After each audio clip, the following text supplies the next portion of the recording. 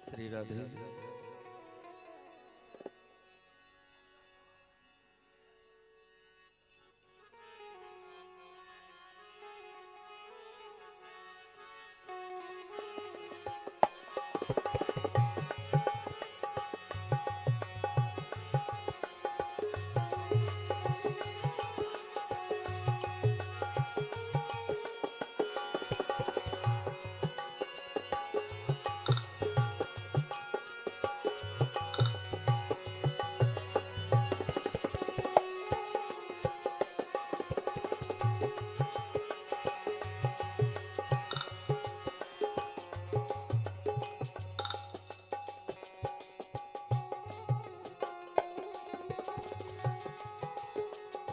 हरि ओम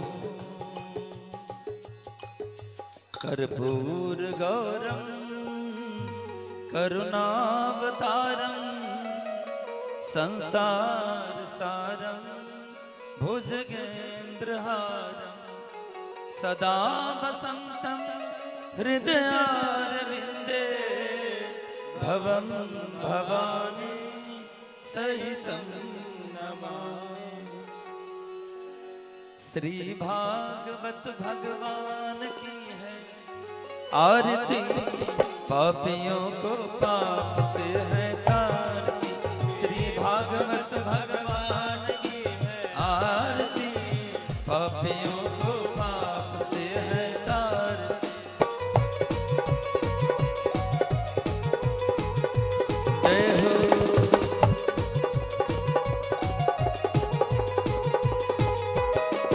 ये अमर ग्रंथ ये मुक्ति पंथ ये पंचम वेद निराला नव ज्योति जगाने वाला।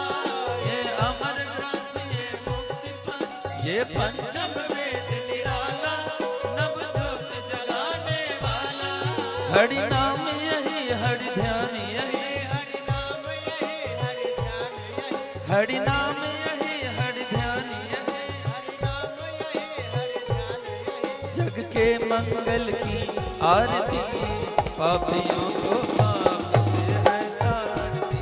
श्री भागवत भगवान की है आरती, पापियों को पाप से है तारती।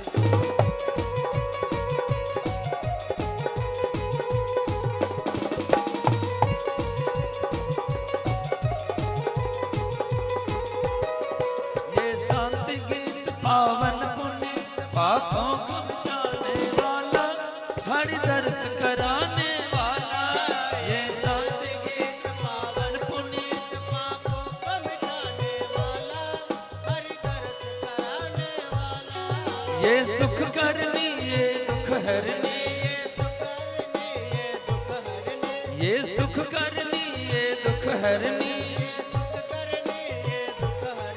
श्री मधुसूदन की आरती, पापियों को पाप से है तारती। श्री भागवत भगवान की है आरती, पापियों को पाप से है तारती। जय हो।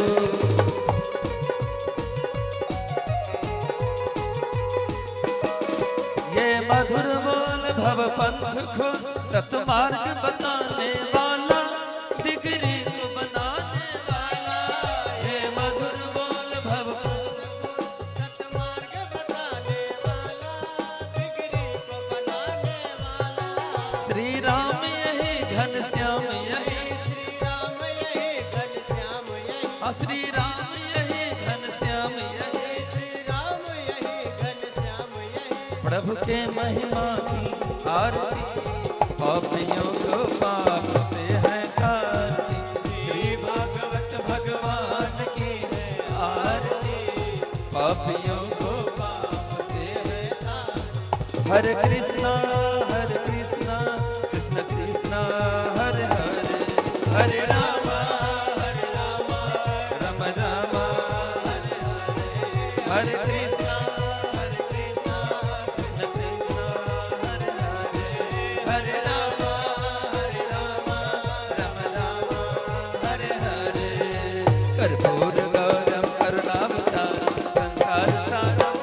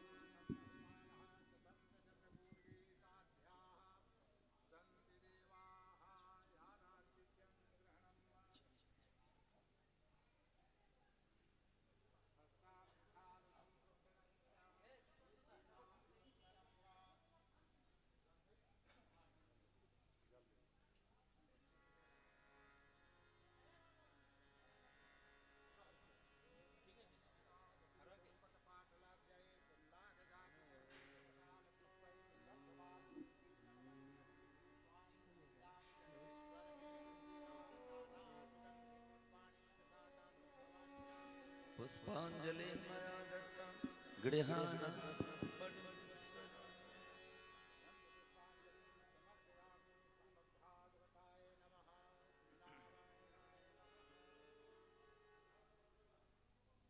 हेलो हेलो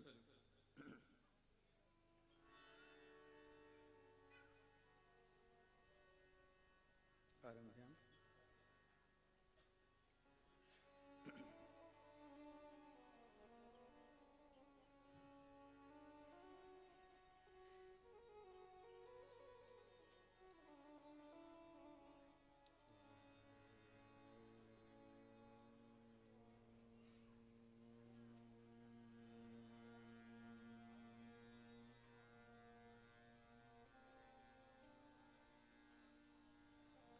स्वस्ति श्री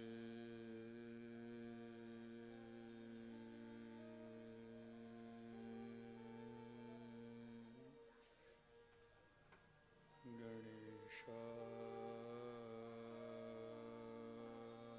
नमः।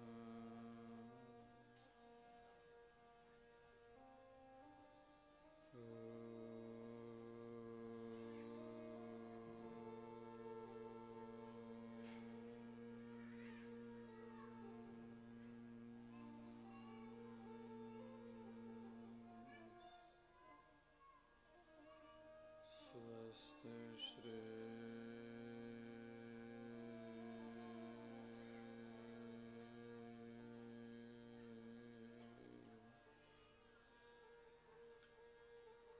सरस्वत्यै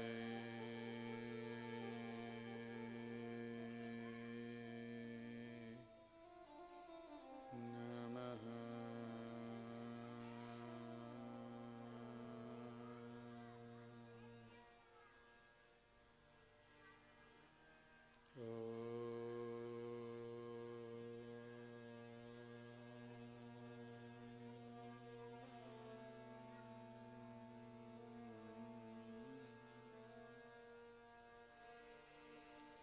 स्वस्ति श्री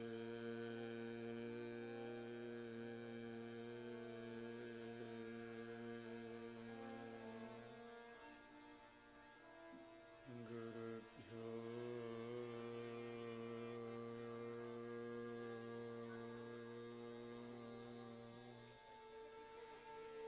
नमः।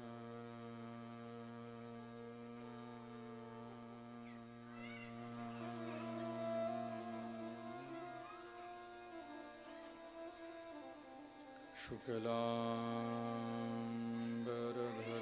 देवं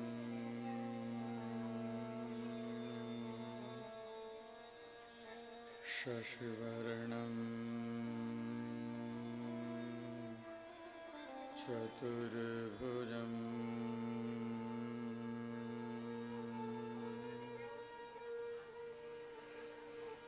प्रसन्नं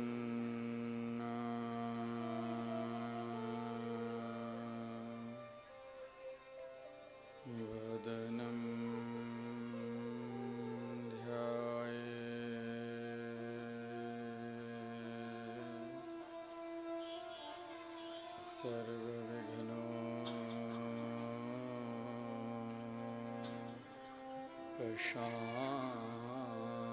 सर्वविघ्नोपशान्तये।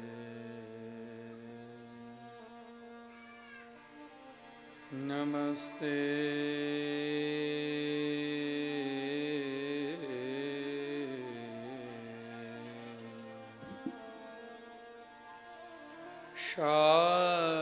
शारदे देवी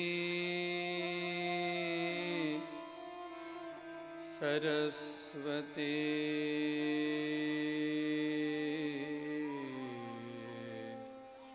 मते प्रदे।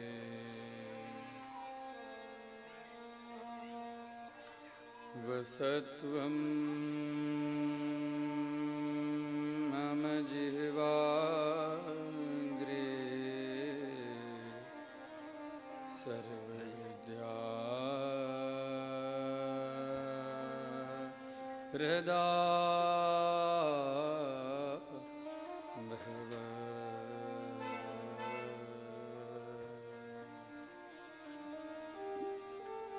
गुरुर्ब्रह्मा गुरुर्विष्णु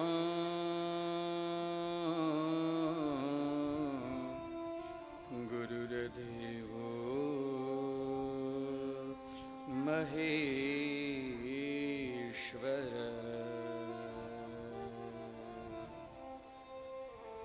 गुरु साक्षात् परब्रह्म तस्मै श्री गुरवे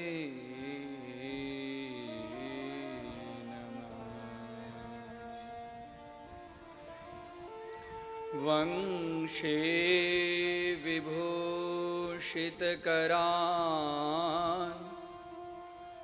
नवनीरदाभात्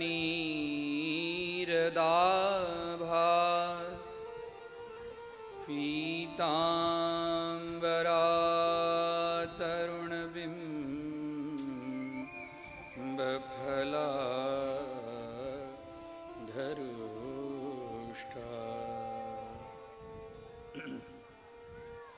पूर्णेन्दुसुन्दरमुखात् अरविन्दनेत्रात्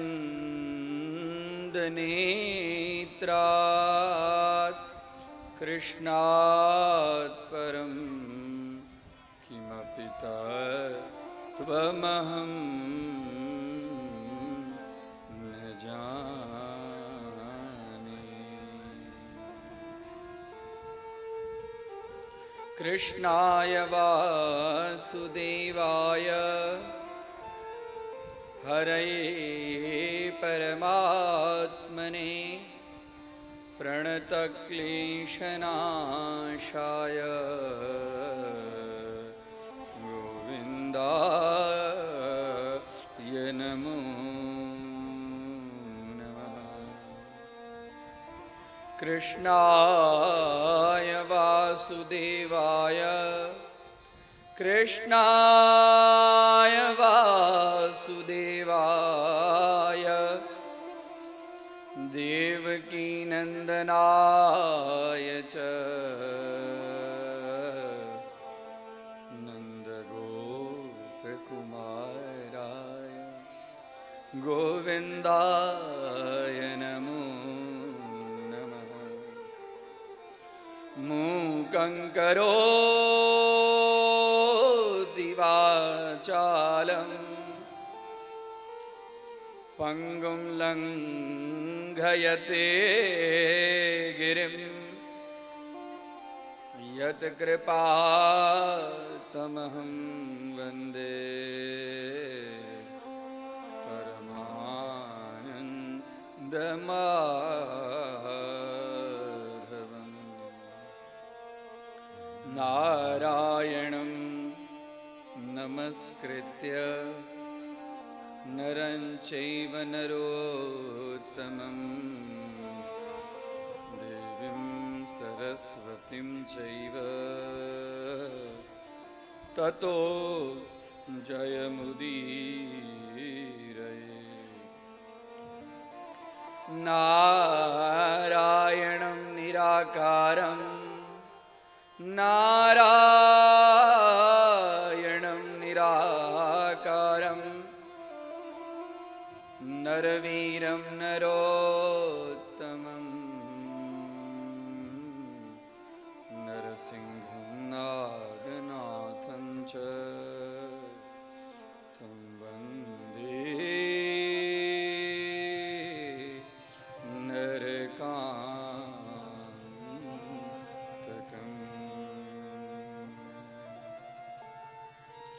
ॐ नमो भगवते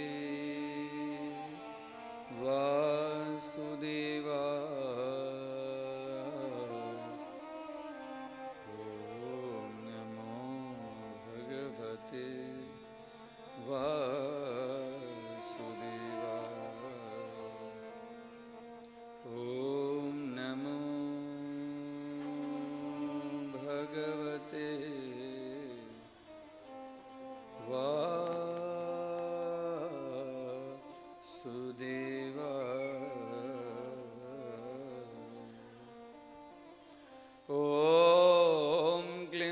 कृष्णाय गोविन्दाय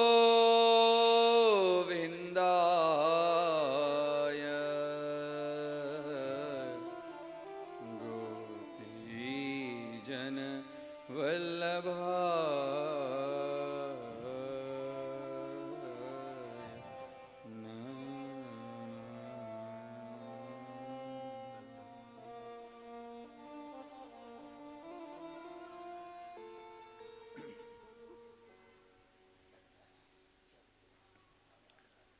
स्वस्ति श्री अखिल ब्रह्मांड नायक भगवतः संपूर्ण जीवस्य बीज प्रदः पिता एवं संपूर्ण जगत नियंता अकारण करुणा वरुणालयः भक्तानां उपरि अनुग्रह करता कृपा करता भगवतः यत्स्यात् सर्वत्र सर्वदा यह वर्तते तस्य चरणकमले कोटि प्रणामः। श्रीमद्भागवतः श्रीकृष्णस्य वाङ्मयी मूर्तिस्वरूपा ग्रंथस्वरूपा तां चरणकमले कोटि प्रणामः। अत्र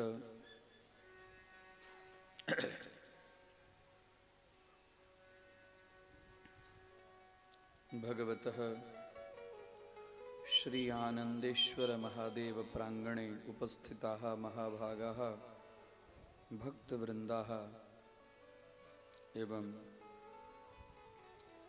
वृक्षलतादि स्थावरजंगमात्मक चराचर जगतीतले श्रीमद्भागवत पिपासुरसज्ञाः ज्ञानामृतपानकर्तारः श्रीमद्भागवत महापुराणस्य अद्य सप्तमे अहनि सत्रस्य प्रारंभं करोमि। तत्पूर्वं भगवन् माधवस्य सम्पूर्णस्वरूपः मधुराधिपतेरखिलं मधुरम् हस्तचरणपादः वा संपूर्ण लीला प्रेमस्वरूपः मधुरस्वरूपः तां माधवचरणकमले पूर्वं मधुराष्टकेन प्रारम्भयामि। तत्पश्चात् श्रीमद्भागवत कथां प्रारम्भयामि। अथ मधुराष्टकम्। बोलिए भागवत भगवान की। अधरम मधुरम वदनम मधुरम नयनम मधुरम हसितम मधुरम अधरम मधुरम वदनम मधुरम नयनम मधुरम हसितम मधुरम हृदयं मधुरं गमनं मधुरं हृदयं मधुरं गमनं मधुरं ये मधुराधिपते रखिलं मधुरं मधुराधिपते रखिलं मधुरम्।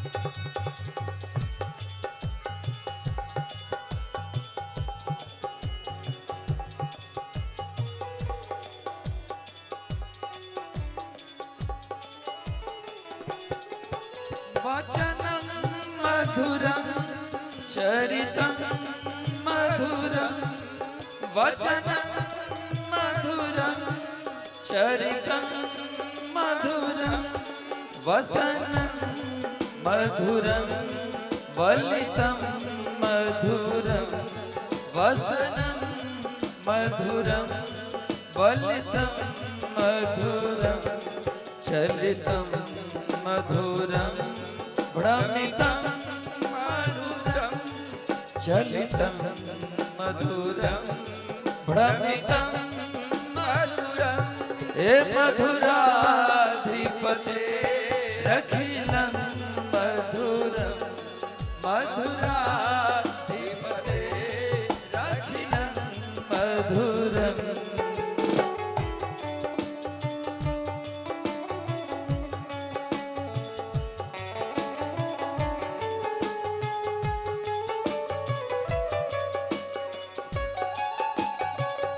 बोलिए भागवत भगवान की।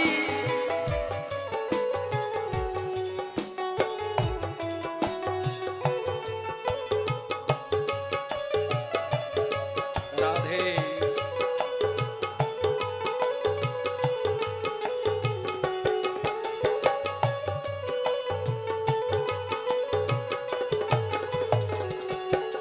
वेणुर मधुरो रेणुर मधुरः वेणुर मधुरो रेणुर मधुरः पाणिर मधुरः पादो मधुरो पाणिर मधुरः पादो मधुरो नृत्यं मधुरं सख्यं मधुरं नृत्यं मधुरं सख्यं मधुरं हे मधुराधिपते अखिलं मधुरं मधुराधिपते अखिलं मधुरम्।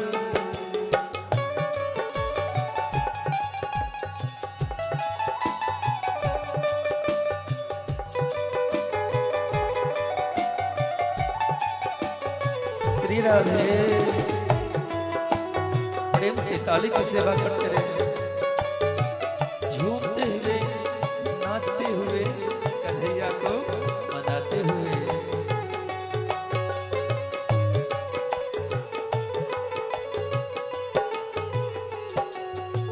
गीतं मधुरं गीतं मधुरं गीतं मधुरं गीतं मधुरं युक्तं मधुरं सुप्तं मधुरं भुक्तं मधुरं सुप्तं मधुरं रूपं मधुरं तिलकं मधुरं रूपं मधुरं तिलकं मधुरं हे मधुराधिपते अखिलं मधुरं मधुराधिपते अखिलं मधुरं। जय हो।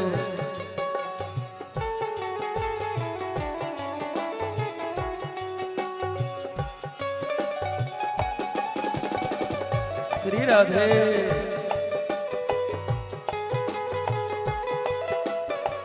बोल श्री राधा रानी की।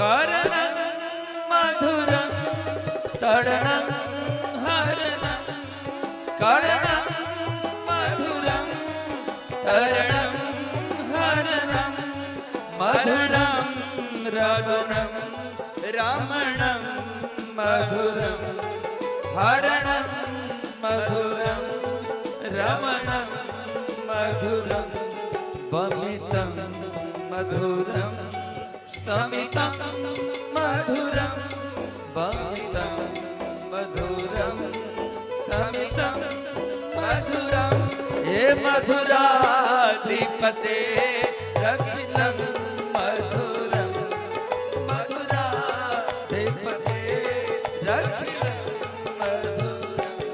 राधे